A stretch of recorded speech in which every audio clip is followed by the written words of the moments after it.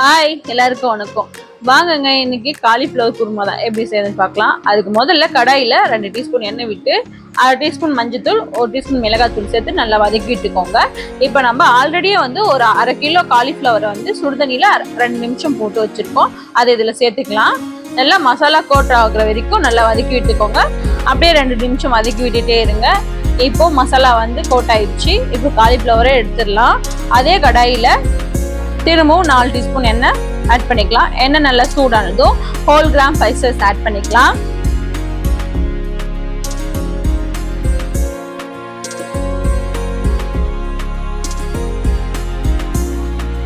Whole gram spices வறுப்பட்ட உடனே ஒரு அரை வெங்காயம் பெரிய வெங்காயம் எடுத்துருக்கோம். அதை இதில் சேர்த்து நல்லா வதக்கி விட்டுக்கலாம். வெங்காயம் நல்லா வதங்கினதுமே ஒரு குழிக்கரண்டி, பெரிய குழிக்கரண்டி இஞ்சி பூண்டு விழுது சேர்த்து நல்லா வதக்கி விட்டுக்கலாம். இஞ்சி பூண்டோட பச்சை வாசனை போகிற வரைக்கும் நல்லா வதக்கி விட்டுக்கோங்க. இஞ்சி பூண்டு விழுது நல்லா வதங்கி வந்துருச்சு. இப்போ நான் ஆல்ரெடியே 2 தக்காளி பழம் அரைச்சி வச்சிருக்கேன். அதை சேர்த்துக்கலாம். தக்காளியோட பச்சை வாசனை போகிற வரைக்கும் நல்லா வதக்கிக்கோங்க. தக்காளி நல்லா வதங்கி வந்துருச்சு. இப்போ நாம 1 டீஸ்பூன் குழம்பு மிளகாய் தூள், 1 டீஸ்பூன் கரம் மசாலா, 1/2 டீஸ்பூன் தனி மிளகாய் தூள் சேர்த்துக்கலாம். 1 டீஸ்பூன் உப்பு சேர்த்துக்கலாம். சேர்த்து நல்லா கலக்கி விட்டுக்கோங்க.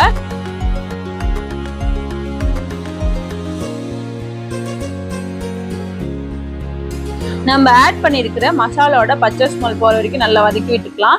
இப்போ வாங்க இந்த குருமாவுக்கான மசாலா ரெடி பண்ணிக்கலாம். 10 to 15 முந்திரி பருப்பு, 1 கைப்பிடி அளவு பொட்டுக்கடலை, 1/2 டீஸ்பூன் அளவுக்கு சோம்பு, 1/2 டீஸ்பூன் மிளகு, 1/2 டீஸ்பூன் சீரகம், 3 பச்சை மிளகாய், ஒரு பெரிய சைஸ் வெங்காயம் இதெல்லாம் சேர்த்து நல்லா அரைச்சிக்கலாம்.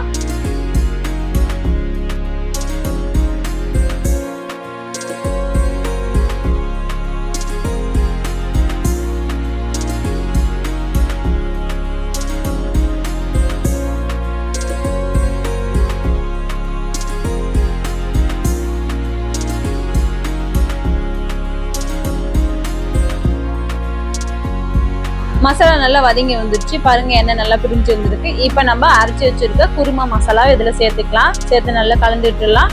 தேவையான அளவுக்கு தண்ணி விட்டு கலந்துக்கலாம்.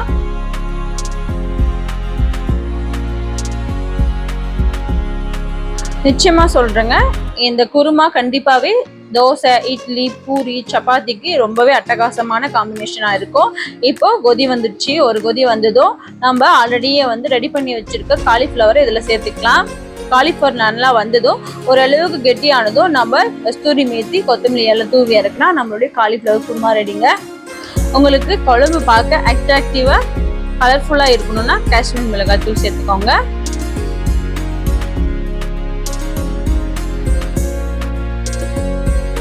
அவ்வளோதாங்க, நம்மளுடைய காலிஃப்ளவர் குருமா ரெடி ஆயிடுச்சு. இந்த வீடியோ பிடிச்சிருந்தா கண்டிப்பாக ட்ரை பண்ணி பாருங்க. லைக் பண்ணுங்க, ஷேர் பண்ணுங்க, கமெண்ட் பண்ணுங்க.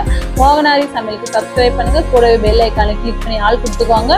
தேங்க்யூ ஃபார் வாட்சிங். Tata, bye bye.